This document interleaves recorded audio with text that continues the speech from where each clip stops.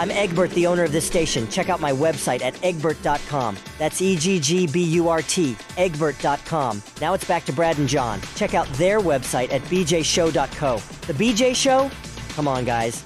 Anyway, here's B and J. And as long as Egbert is giving out web addresses, let me give you another one, bjshow.video. That's where you can go, and typically within half an hour, 45 minutes after the show's over, we leave the airwaves at 8 o'clock.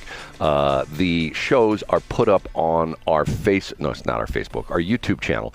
And John does a really good job of putting the essentially bookmarks in there where you can find the various parts of the show. He has a whole list of, if you heard us talk about this, you can find out exactly at 10 minutes and 22 seconds we talked about that. So check that out at bjshow.video. Did I do that? Let me try it. That's fantastic. I can't talk this morning, John. Did I do that justice? Absolutely. Okay, couple things to talk about. First off, sometimes you throw things to me that I don't pick up on right away, and you sent me, we didn't even talk about this at all, you sent me an article about the Metropolitan Sewer District guy, the dude, the CEO, who's retiring, and he's getting all his, what is it, getting over $100,000, and they're paying him for his sick leave they didn't use and his vacation time he didn't use, okay? Yeah. When you worked at Monsanto, could you carry vacation time forward like that? Yeah. You could? So in other words, you could... I don't think it was user... Well, let me think about this.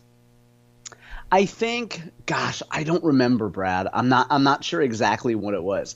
I do remember that with the changeover, when we were purchased by Bayer in 2018, we had tremendous benefits and vacation things that surprisingly folks at Bayer did not have. So, for example, we always got the time between Christmas and New Year's off. Our campus was shut down.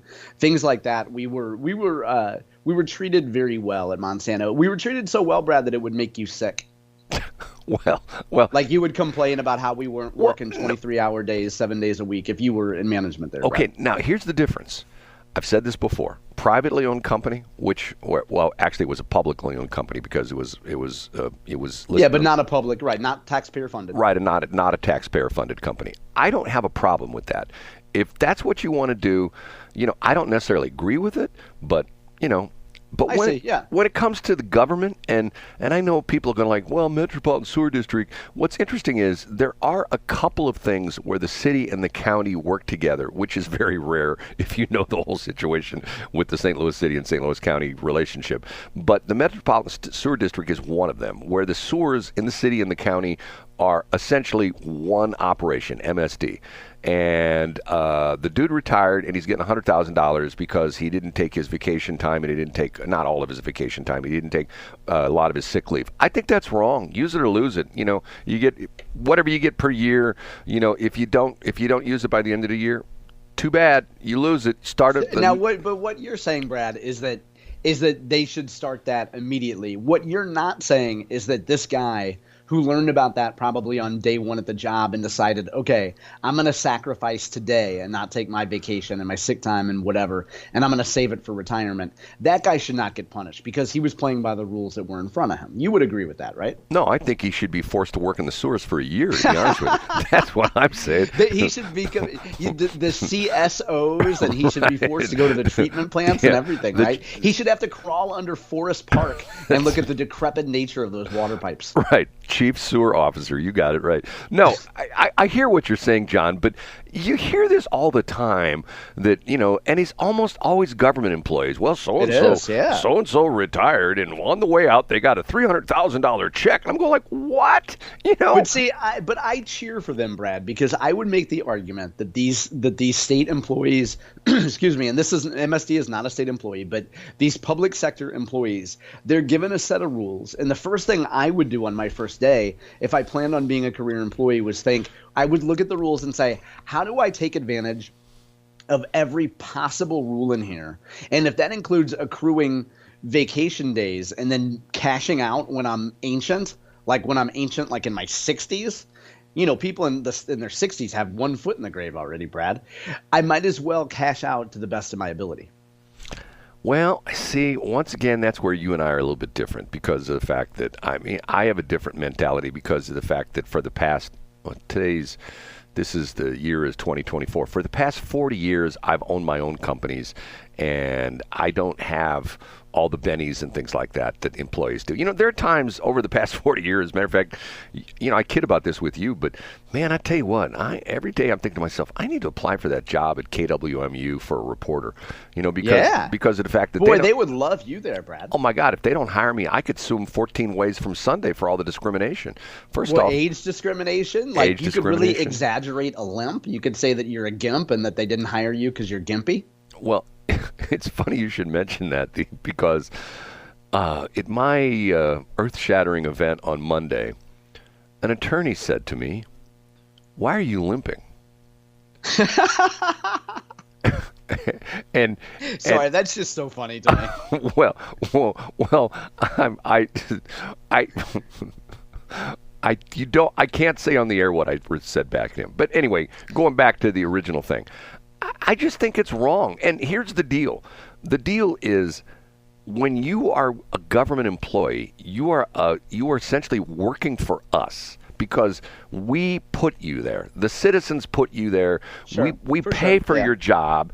And as we should, in my opinion, the government should be like the cheapest guy around where he's pinching every penny until Abe Lincoln screams. You know what I mean? To the point where there shouldn't be any excess or anything like that. It's just like when I hear things like, well, the Secret Service budget is $4 billion. I'm going like, $4 billion? What do they spend that on? It's just crazy time. And not only that, like perfect example, and I know there are people that when I talk about this, every time I mention Dr. Jill, people go, you're always orange, Dr. Jill. If you remember the crazy thing where when Hunter was on trial and Joe Biden where was it? Were they in France? It was the NATO thing, or what I'm talking about? They were someplace over in Europe. Yeah. And Dr. Jill, on the taxpayer dime, flew back from Europe to be with her son Hunter at his trial for one day, and then she flew back to Europe. Okay, once again, if that were you, John, what do you think that would cost you to just spur the moment? The round trip would be about $8,000 to go overseas, and that between $5,000 and $8,000 depending on where you're going. And that would be flying like commercial airlines. Absolutely. That's the cheapest rate. Right. Yeah. But if you hired a private jet charter service, what, $25,000, $50,000? Oh, well, at least. I couldn't even tell you what it would be. I think it would be close to six figures, to tell you the truth, back and forth to Europe. Come on. That's... Yeah. Hold on, I'm sorry. I got my cough back again today. Okay. Couple of things to talk about. Hey, Brad, why are you limping real quick? Hey, can you tell me? Hey, you're looking a little gimpy today. You okay? I'm gimpy every day, John. Okay, go ahead. Sorry. I've had some, I don't mean to make light of this, but I've had some very serious accidents in my life, and I have partially... And that was purchasing radio stations, right? Yes. That was a very serious accident you had. A very serious accident. Yeah. I not only that, I have a sciatic nerve issue and stuff like that. And the crazy thing about it is, if people see me walk, you think Biden walks bad, man. I walk almost as bad as Biden does. People are saying to me, I was in a store the other day and the guy said to me, Mr. President, Mr. President. And I go, I'm not the president. He says, you walk just like Joe Biden. And I know that that's a hint, Brad, for people on your next real or fake birthday to get you some wide box Hoka shoes. And secondly, when you go to the doctor, like for sciatica and for stuff going on with your leg, have you asked the doctors if they can geofence that problem? Can you say, hey, can we geofence this just to the right section of my body and not the left, or vice versa? You know what? You have gotten along great with Randy Bluestone, one of my former clients who became one of my good friends, who was the guy that said, the better friends you are with someone, the more S you can give them, That's right? Right. That's essentially the thing. Okay, I lost track what I was going to talk about. God, I can't remember what it was. You were going to talk about how you're going to go to the car wash in March of 2025. You're going to visit your old stomping ground, and then you're going to get some Northern Lights cannabis sativa and forget about all your problems. Oh man, I just don't understand it. There are times I'm thinking to myself, see, the crazy thing about it is I'm not a drinker, I'm not a druggie, and sometimes I feel like I'm the only guy that's not. You know what I'm saying? I do. But now, would you not consider Little Debbie snack cakes to be your drug? Well, but they don't have like, I mean, they do have sugar in them, Brad. Yeah, but sugar's not a drug. I know you're an anti-sugar guy, aren't you? Oh, no. I'm not an anti-sugar guy at all. Well, I mean, I'm just, you know what? I'm really from the Brad Hildebrand school of calories in, calories out. I mean, you're talking to a guy that eats hipster avocado toast every morning, Brad. Come on. Like, I'm not going to criticize I'm not going to criticize anything with fat or sugar in it. Do you really do avocado toast every morning? Yeah, and in fact, it's top of mind because I made a critical food error in my household, and that I'm lacking properly ripe avocados. I have avocados that are too young to tap into, Brad, and it's thrown off my whole morning. Okay, explain to me what the draw to avocado toast is. I don't quite understand that. Yeah, I'll tell you exactly what it is. So I have caffeine in the morning. I have coffee mixed with milk, mixed with protein powder. So before I consume that, I consume avocado toast because I want to have something of substance that includes fat in my stomach before I begin consuming my caffeine for the day. I don't want to inject the caffeine directly into my bloodstream. I want to have some fat in my bloodstream, or in my stomach, I should say, before I consume it. And I just happen to like it. So it's coating your stomach for what comes after, right? Is that essentially what it is? Well, yeah, I just want to have a little bit of something in my stomach. And remember, so I eat between 7 and 8 times a day. So by the time I wake up in the morning, I'm starving. So I want to have something with fat. I want to have something of substance right when I wake up. And then about 45 minutes later, I'll begin consuming caffeine. Okay, we got that about avocado toast. Okay, now I know everything there is to know. John sent me this, and I'm going to play it on the air. You ready for this, John? Oh, I can't wait. Hopefully I can get this to work. Okay, here we go. I'm Bill Eigel. I'm running for governor to crack down on illegal immigration. Él es Bill Eigel y tomará medidas enérgicas contra la inmigración ilegal. No more taxpayer handouts for illegals, period. Nada. Zilch. Zero. No más ilegales, no más dinero, no más fiestas. We're throwing them in jail and sending them back where they came from. Ay, caramba. Andre, arriba. It's time to take Missouri back. I'm Bill Eigel. I'm running for governor to crack down on illegal immigration. I got to stop it. Okay. No más fiestas, Brad. No more parties. That's besides Andre, arriba. Besides that, the no más fiestas is my favorite part. Okay. The visual on that is Bill Eigel is standing at a lectern. There's American flag behind him. Okay. And to his left, stage right is, and now keep in mind, people are going to go, he picked a little tiny Mexican guy to make it look like all Mexican guys are small. Okay, first off, I wouldn't say tiny because I know tell us where you're going with that, Brad. Bill Eigel is like 6'6", so yeah. He's a big dude. So practically anybody who stands next to him, including me, looks kind of short. Okay, so he's got a little Mexican guy, and it's a one shot when Bill is talking, and then they widen out to a 2 shot when the Mexican guy is interpreting. Okay, and they run the subtitles on the screen. Okay, John, you sent this to me. Was this, in your opinion, smart or dumb that he did this commercial? You think it's outstanding? It's to you, it's like he hit a home run with this? Yeah, absolutely. And so first of all, when I sent it to you, Brad, just his tweet, not retweets and other things like that, had over 1 million impressions, 1 point something million impressions. Now, it's fair to say a ton of those impressions are people out of state of Missouri, not Republican primary voters, whatever. You can add 1,000 asterisks to this. But the ad, for whatever money he's putting behind it, is getting a lot of attention. And again, this is about Eigel peaking at the right time. And by the way, if you're offended by something funny, by a Speedy Gonzalez line at the end of a commercial, you probably weren't voting for Bill Eigel anyway, and you probably weren't even on the fence. Okay, here's the latest stats. According to this, 1.7 million views, 2,029 reposts, 510 quotes, and 6,954 likes.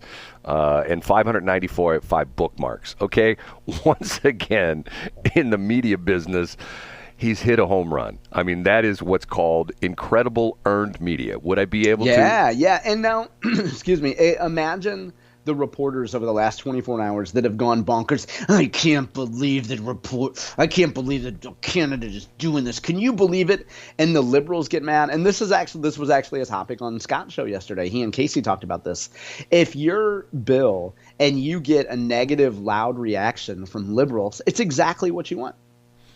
I'm looking at stlpr.org right now, and the top story is they're trying to essentially impeach Bill Eigel because of the fact that he's still a state senator, and they're going to try to do with him what they did with Trump, where in his last days of being an official state senator, they're going to try to impeach him, and this is actually being sanctioned by St. Louis Public Radio.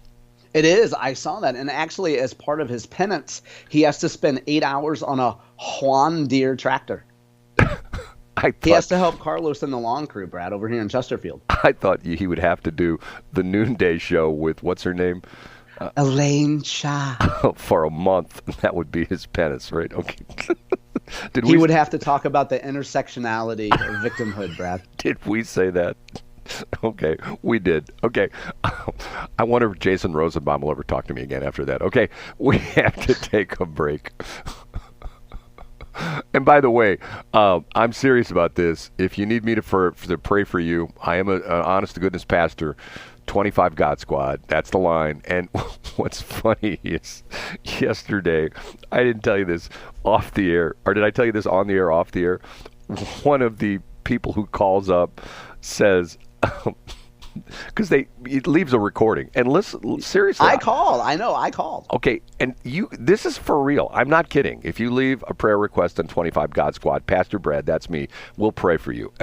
One of the recordings was, there was a woman laughing who shall remain nameless. I think I know who this was. And she F-bombed me about how funny it was. It was so effing funny. So it's not funny. It's serious.